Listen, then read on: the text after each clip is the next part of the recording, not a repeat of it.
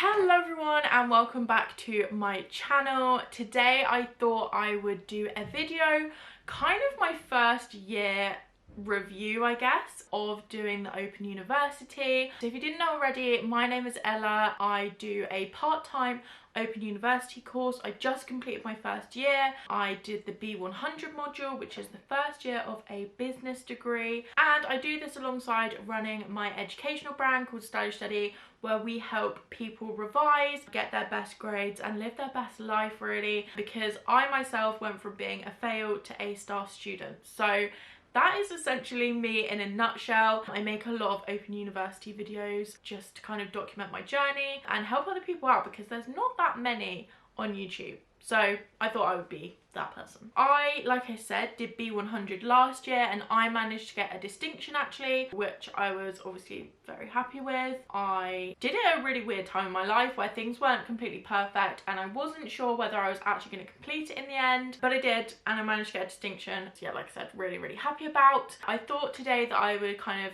run you through my first year and just my review. If you want to watch the vlogs to see what actually went down, then you can check out my Open University journey playlist. I will link that down below for you guys. Before we get into this, I just want to disclaim this video and just say this is very much for my lifestyle. This is based on my personal experience. I like to work smart and not work hard. So some of the things that you might hear in this, you might not necessarily agree with, which is completely fine. I feel like the Open Uni is very much your own personal journey. These, I guess, are kind of things that I've learned and are tips that you guys can then use for your Open University journey if you are just about to start, or maybe you did your first year and maybe it didn't go completely to plan. I'm gonna, run through the things that I've learned and kind of my tips and tricks for actually how to complete an Open University course, because it's very different to anything that I've done before. I myself have done GCSEs, I've done sixth form, but obviously they have been at a school and not completely online. So yeah, this was very different for me, but hopefully you guys can learn from my experiences and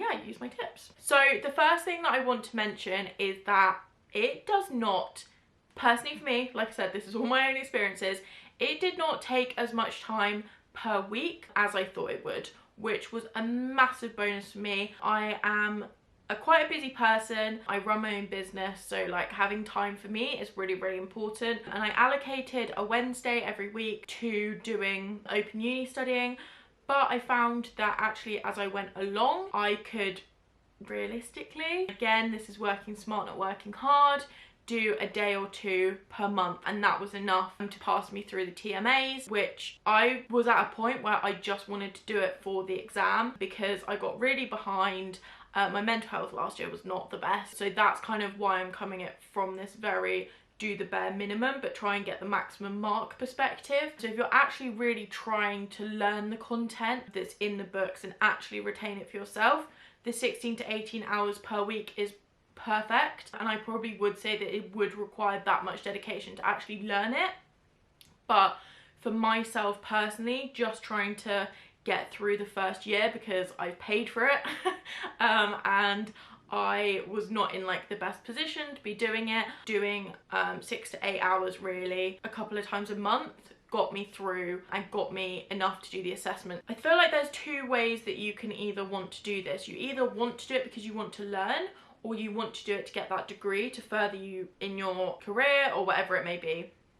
I personally, for me, wanted to do the learning route, actually take in the information and really, just learn, because I was really interested, which is why it was not great that I kind of was skipping stuff. But if you are someone that is literally just here to get their degree, you'll be fine doing sort of a day or two a month.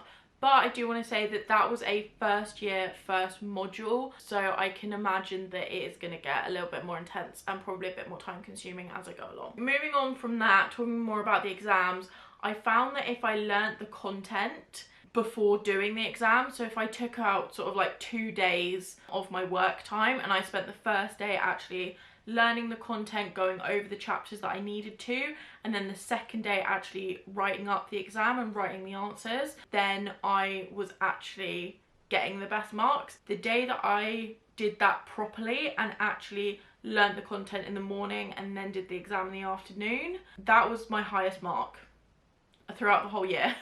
So I did find that that really does work.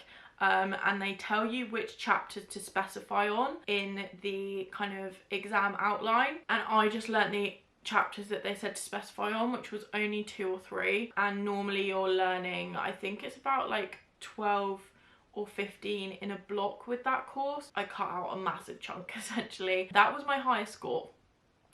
So that was another thing I learned from first year. And then, like I said, using the exam templates, another thing I learned, super helpful. I didn't actually realise this was a thing until I was literally typing up my first TMA, which is your assessments that you do when you go along, tutor marked assessments. They're like the coursework part, but they go towards your final grade. I didn't actually realise that there were outlines, but essentially they pretty much spell it out for you.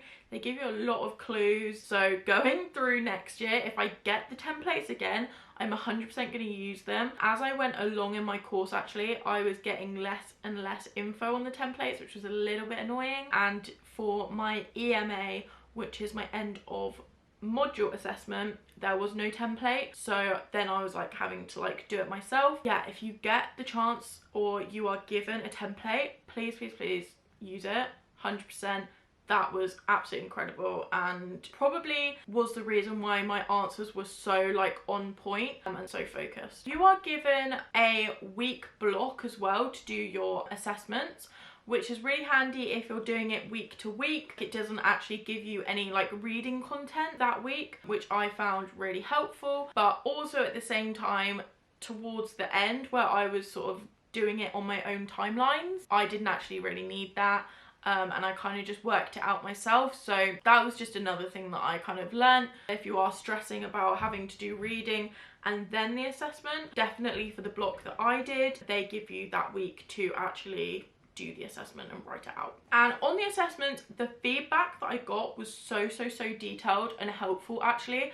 I was really worried because obviously it's like a virtual thing, you're not actually talking to anyone. I was really worried that I wouldn't get that good feedback from a tutor. And don't get me wrong, you don't really hear from them unless you are either emailing them yourself or you are actually getting an assessment back. But the feedback on the assessments was like so incredible. I don't know whether it was just my tutor, but she was so incredible. Like everything was so detailed, and there were like tons and tons of comments on it. So I was really like in the know of like what I'd done well, and obviously then what to improve on for next time, which was obviously really handy. Like I said earlier in the video, I was working very smart and not very hard last year on this, not spending loads and loads of time. So I never actually really did the activities that are on the Open Uni. As you go through, there's like an online portal, and sometimes there's video suggestions, there's questions underneath things, there's extra case studies, there's all sorts of things to help you learn, visual things, audio things,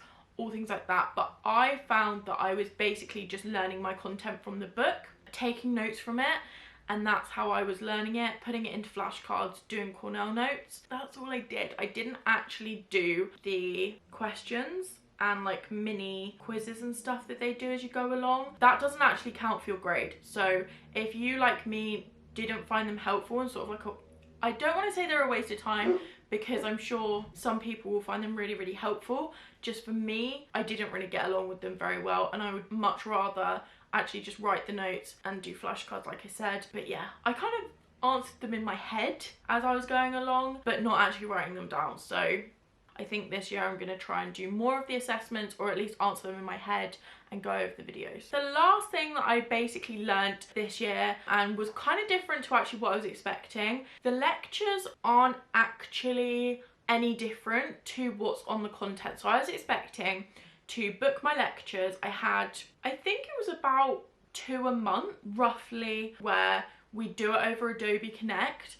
And I was expecting to kind of go into the lectures as I guess you normally would at a brick university. Again, I've never been to a brick university, so I can only assume what goes on. But I went and it was just going over the content that we'd just learned or were about to learn. But the thing that was great with the lectures is if you had any questions, that was the time to ask, especially before an assessment, so you could make sure that you were really clued up on things. So for example, for me, there were a couple of theories I didn't understand, things like that. That's when it was great to turn up to a lecture. I made sure that I went to every single one, but oftentimes I was either writing notes from the book as I went along and kind of listening to it as background noise, or I'd just join for sort of 10 minutes at the start. If there wasn't any questions that I had, I would just leave, because to me it was just going over the same thing over and over again, which personally for me, I just find quite irritating. Again, it's also live, so it's not something that you can watch in sort of 2x speed. There are actually replays that you can find.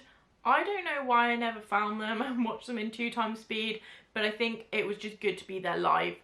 If you're going to be there, I would recommend being there live, so you ask the questions, because essentially the lecture just was going over what we'd already learned. Overall, I would say that I really enjoyed my first year actually. As I said earlier in the start of the video, it probably wasn't the perfect year for me to do it just because of things, but I'm really excited to go into my second year, and I really enjoyed what I learned actually. The only module that I hated was the finance one, but that's just good knowledge to have. Sometimes things are tedious, but I got through it, and yeah, like I said, I got a distinction in the end, which I was really happy with, and then that counts as 60 credits, and then the next one that I'm going on to, which is W111, will be my other 60 credits, and that will make up the first year, because again, I'm doing it part-time. So I hope you enjoyed this video. As always, if you have any questions, please leave them down below. I would love to make a video for you on any questions that you have. I'm really excited to get into my next year, so if you want to catch that journey and you want to see the start of my